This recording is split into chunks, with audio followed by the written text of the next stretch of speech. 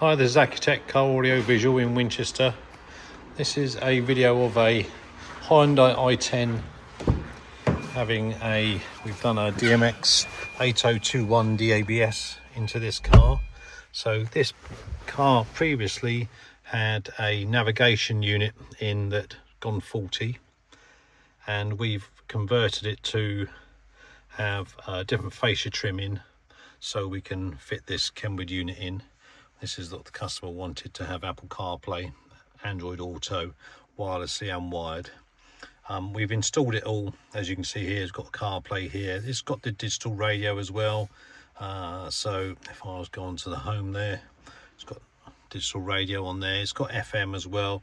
Camera input, although there's not one fitted on this particular car. We've also used the original USB. You can just about see it's just down here. We've used that for the original USB connection. The steering wheel controls on this still work as well, so we've wired that up, so as you can see here the volume goes up and down accordingly.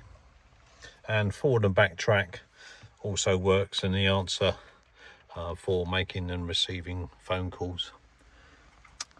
Anyway, if you'd like to have this done in your i10, then please give us a call on 01962 886 900. Thanks for watching.